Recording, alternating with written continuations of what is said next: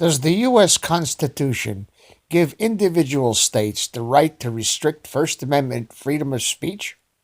If not, then why is the Second Amendment any different? Gun laws of any kind, except if they give more freedom than the Constitution, are illegal. Here is a repost from a prior channel.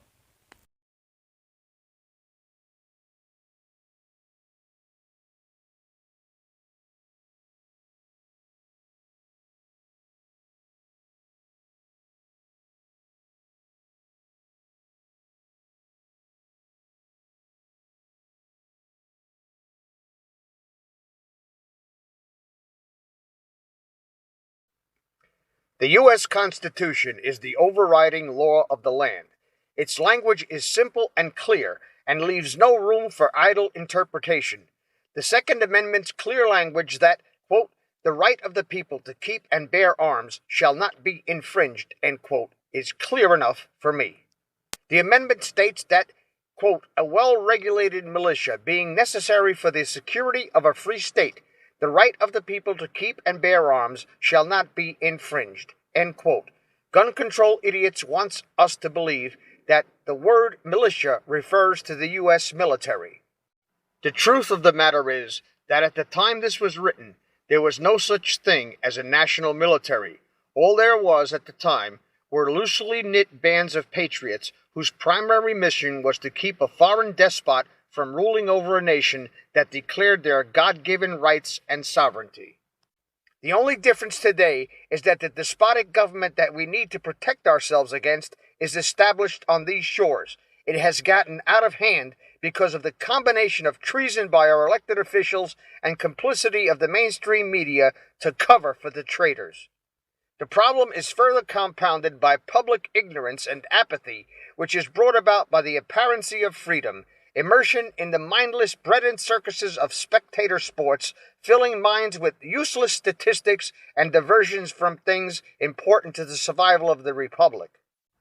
This is no accident or coincidence. It is done by design.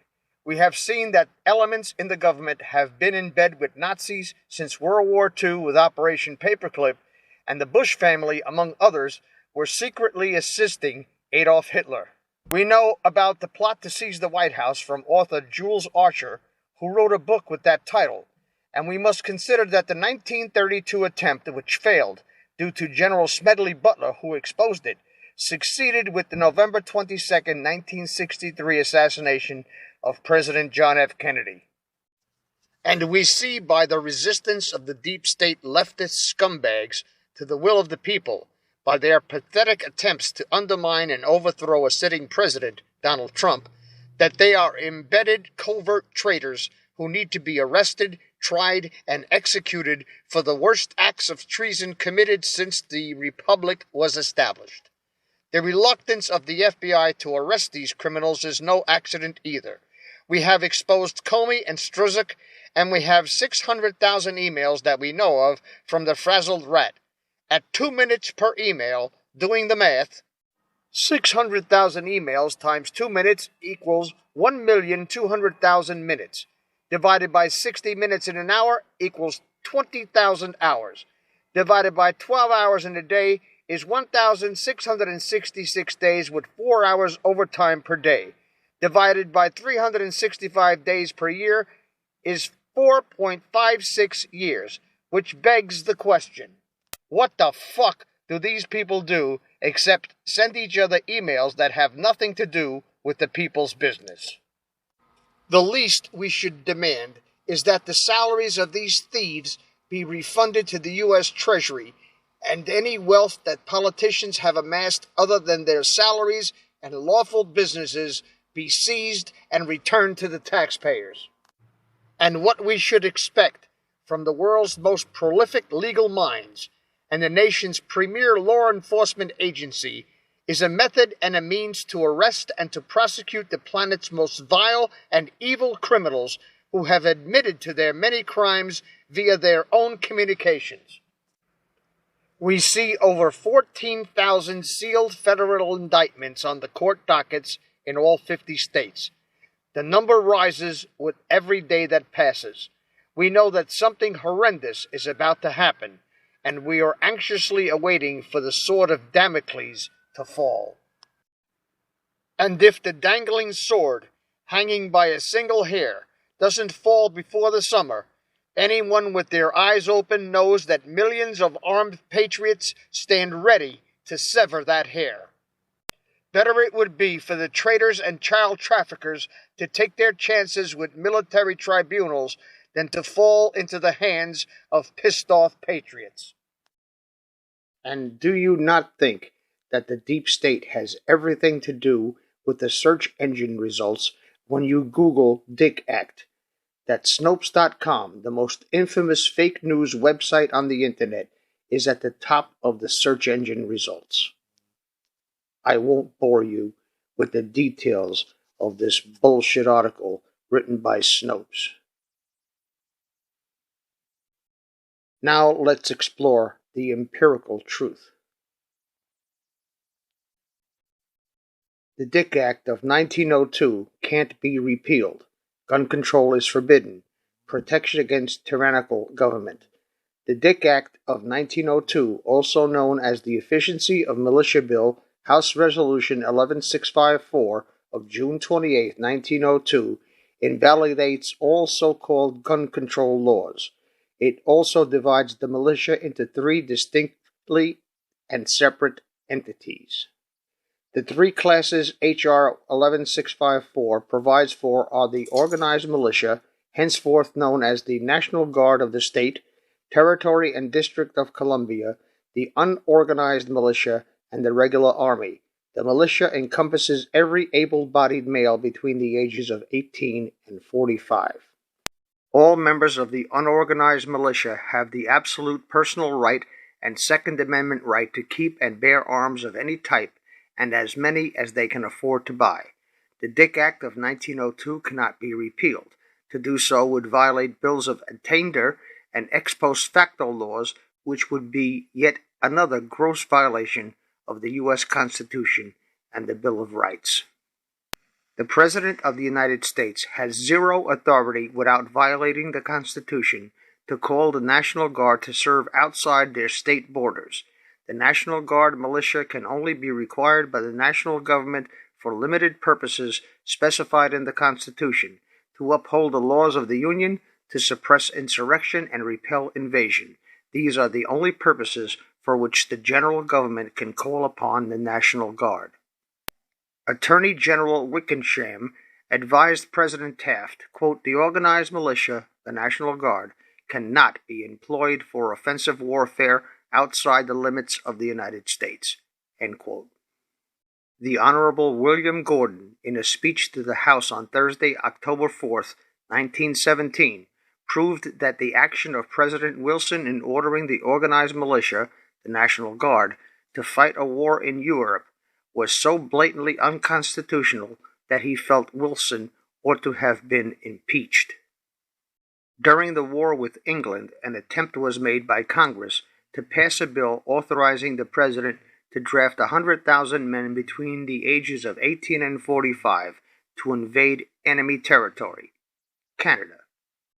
The bill was defeated in the House by Daniel Webster on the precise point that Congress had no such power over the militia as to authorize it to empower the President to draft them into the regular army and send them out of the country. The fact is that the President has no constitutional right, under any circumstances, to draft men from the militia to fight outside the borders of the USA, and not even beyond the borders of their respective states. Today, we have a constitutional law which still stands in waiting for the legislators to obey the Constitution, which they swore an oath to uphold.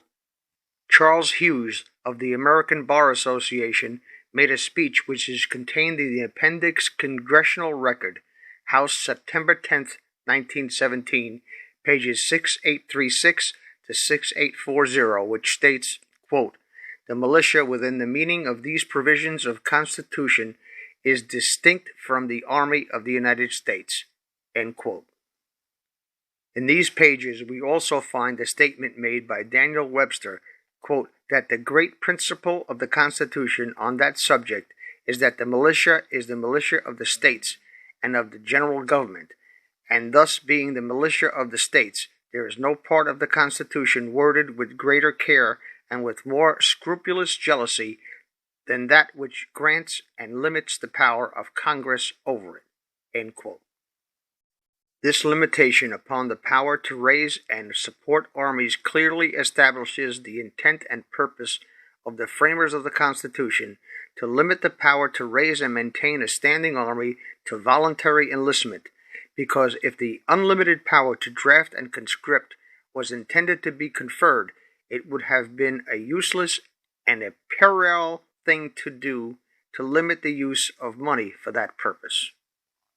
Conscripted armies can be paid, but they are not required to be, and if it had been intended to confer the extraordinary power to draft the bodies of citizens and send them out of the country in direct conflict with the limitation upon the use of the militia imposed by the same section and article, certainly some restriction or limitation would have been imposed to restrain the unlimited use of such power. The Honorable William Gordon, Congressional Record, House page 640, 1917. Hello, this is Dave from Net4 Truth USA. It is the early morning hours of February 22nd, 2018. Thank you for watching this issue of fefe with Dave, which was number 263. And hopefully you learned a lot about the illegal gun laws in this country. And I guess you've learned not to trust Snopes as far as you could spit up wind in a Saigon monsoon.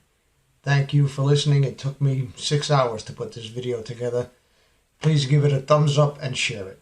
Thank you very much for watching. Please subscribe to our backup channels, Whirlwind Revolt, Inglorious Patriots, and Net4 Truth USA 2 Patriot channel. You can also find us at Net4 Truth USA on BitChute. We fly so close to the target, we're on our 4th fighter jet. We will be relentless truth seekers until the enemies of freedom are defeated. You can support this channel by using the links in the description, but for a $100 donation, I will personally send you a autographed hardcover special edition copy of Land of Childhood's Fears. Also, visit my bookstore at lulu.com/net4truth USA. If you are viewing this video on BitChute, you can use the links in the description to support us, or simply click the green $ dot on our video to support this channel. Thank you. Links are in the description section.